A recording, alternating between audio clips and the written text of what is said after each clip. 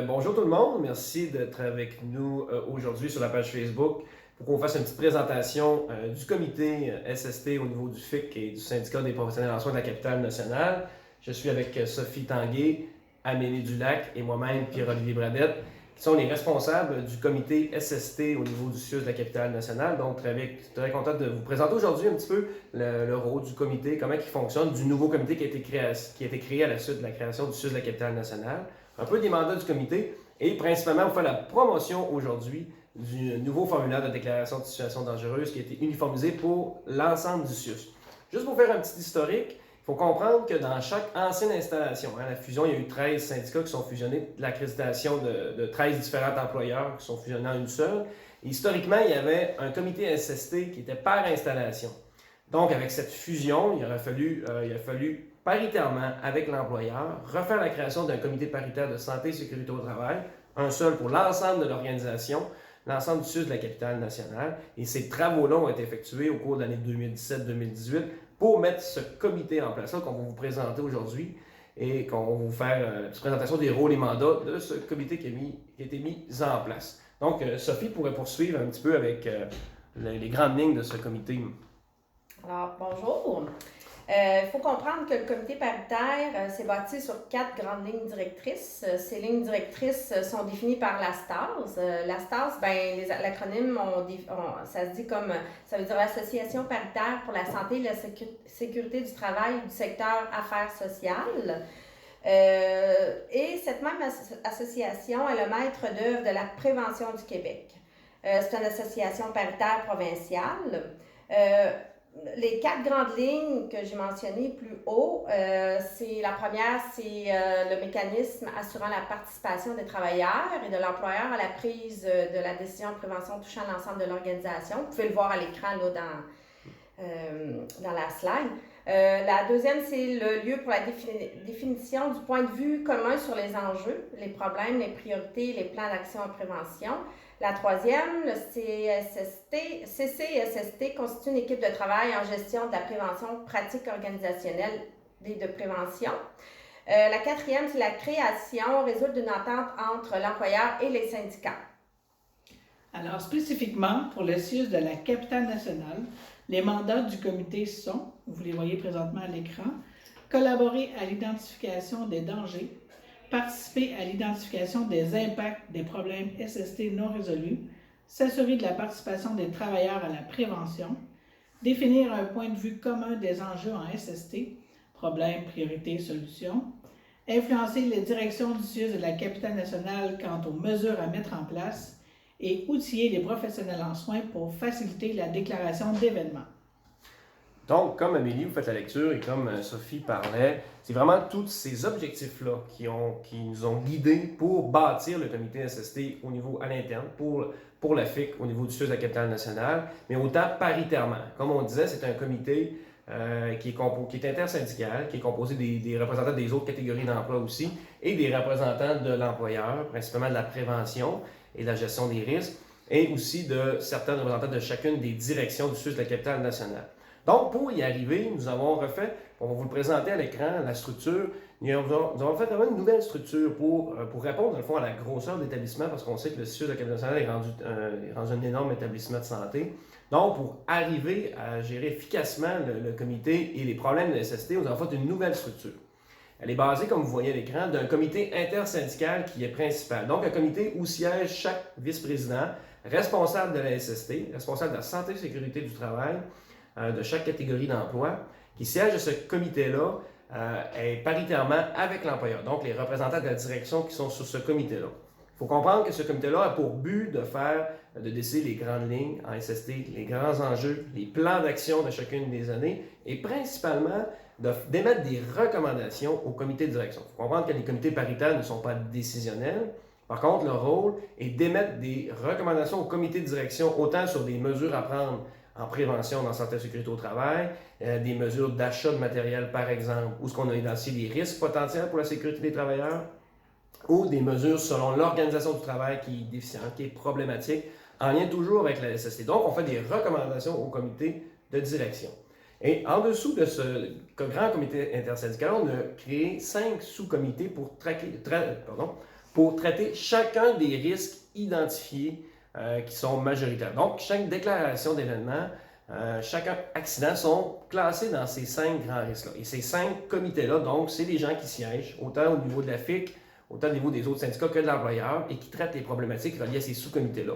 Vous les avez, les sous-comités. Il y a un sous-comité qui traite sur les problèmes reliés aux agressions, un qui traite des problèmes de risques psychosociaux, un qui traite tous les risques chimiques, physiques et mécaniques, un qui traite sur les problèmes de risques biologiques, et un qui va toucher la prévention des risques musculo-squelettiques qu'on appelle là, communément les TMS. Donc, prévention des agressions, risques psychosociaux, risques chimiques, physiques, mécaniques, risques biologiques et risques, les TMS, risques musculo-squelettiques. Vous allez comprendre à la fin de la vidéo pourquoi je les répète une deuxième fois. C'est bien important de les retenir.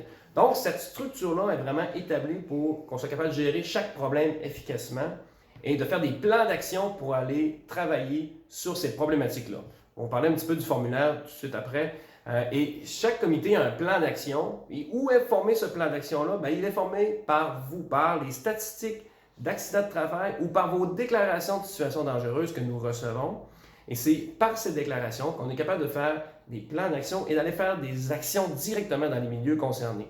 Quand on regarde les statistiques, si on se rend compte, par exemple, dans un milieu de travail qui a, je vais dire un exemple, un CHSLD qui a énormément de troubles musculaires, d'accidents ou de risques de blessures au dos sur une unité, on est capable de dire qu'il y a une problématique et d'aller intervenir directement dans cette unité-là. C'est quoi? Est-ce que c'est l'organisation du travail qui cause problématique? C'est-tu le matériel qui cause problématique? Tu pas de lève-personne?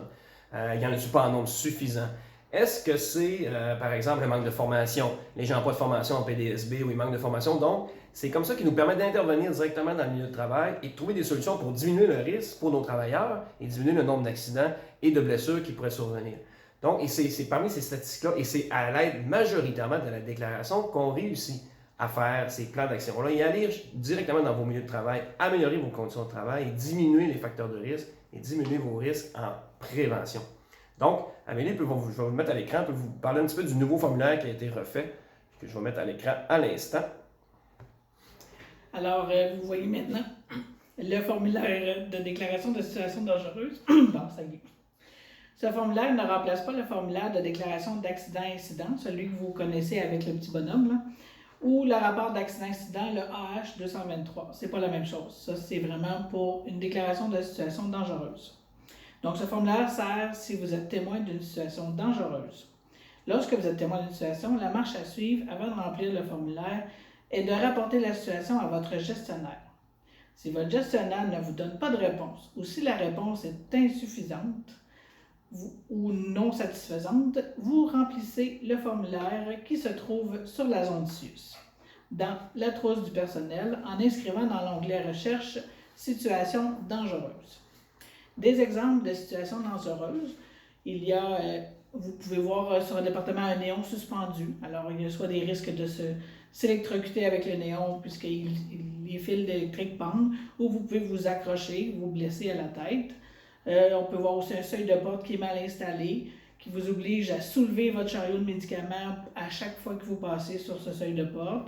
Un manque d'outils ou d'instruments qui vous briment dans votre pratique professionnelle et plein d'autres situations. Si vous n'êtes pas sûr, vous pouvez toujours contacter vos agents syndicaux.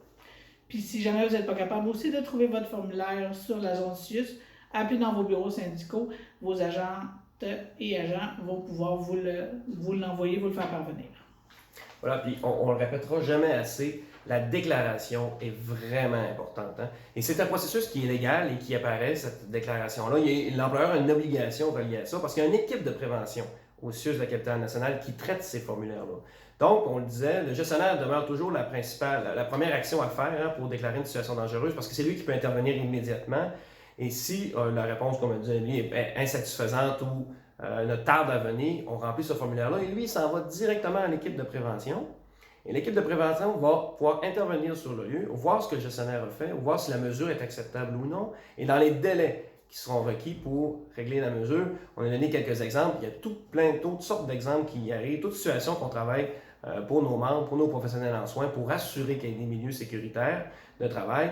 Donc, la déclaration est très, très importantes. C'est ça vraiment qui nous alimente comme comité et qui nous permet de travailler. Donc, on ne le dira jamais assez, utilisez ce formulaire-là qui sont disponibles aux CIUS et les agents syndicaux. Mélie le disait aussi, dans les bureaux syndicaux, il y a des formulaires. On peut vous les envoyer par courriel aussi, si vous en avez besoin. Ils sont disponibles. Donc, utilisez-les et gênez-vous pas pour nous poser des questions, gênez-vous pas pour venir nous voir dans les bureaux syndicaux. Puis, notre équipe sera là pour répondre à vos besoins. Donc, Sophie peut vous parler un petit peu, dans le fond, en résumé. Là, on achève l'année 2019 avec la mise en place du comité.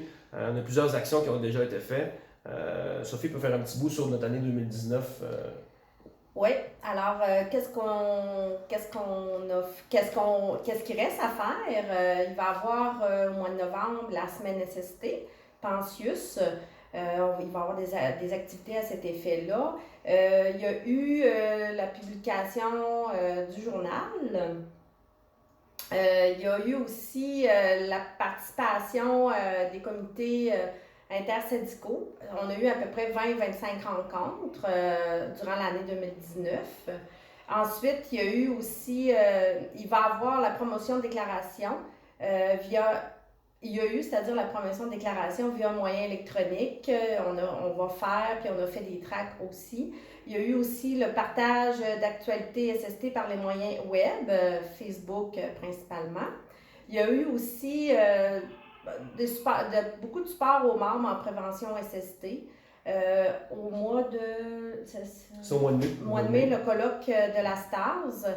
Puis, il y a eu aussi le mois de mai, le congrès CNSST. Voilà. C'est une partie des actions qui sont faites par le comité. Il y a beaucoup de plans d'action aussi qui sont en cours dans les risques qu'on parlait tantôt, qui sont identifiés et qui amènent à des actions.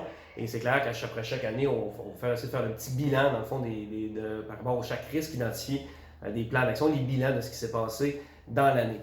Donc, en terminant, on voudrait rappeler à les gens, merci de nous avoir écoutés, d'avoir pris ces quelques minutes pour nous écouter. Nous avons organisé un concours très court, concours très facile à aller répondre, relié à cette vidéo-là. Nous avons 3 prix de présence, 3 prix de 100 $ de certificat de cadeau pour le Spa des Neiges, donc qui sont à ceux qui auront participé au concours de lecture du vidéo. Je vous dis, c'est très court. C'est juste pour vous remercier d'avoir pris le temps d'écouter la vidéo avec nous. Donc, allez voir sur le lien en dessous du vidéo. Il va y avoir le petit lien de remplir le concours, laisser votre nom, répondre aux questions de lecture du vidéo. Et votre participation sera automatique et on dévoilera 2 semaines après la publication, la fin du concours, qui se méritera, il y a des contracteurs qui se méritera les 3 certificats cadeaux. Donc, merci beaucoup de nous avoir écoutés. Parlez-en à vos collègues, parlez de l'existence du comité à vos collègues, dites-lui que la vidéo existe, incitez-les à aller voir sur la page Facebook la vidéo, puis participez au concours en grand nombre. On vous invite toujours à la prudence, de travailler sécuritairement, mais de s'assurer qu'on vous respecte dans vos droits et d'utiliser la déclaration pour déclarer toutes les situations qui sont non sécuritaires. Merci à tous. Merci. Merci.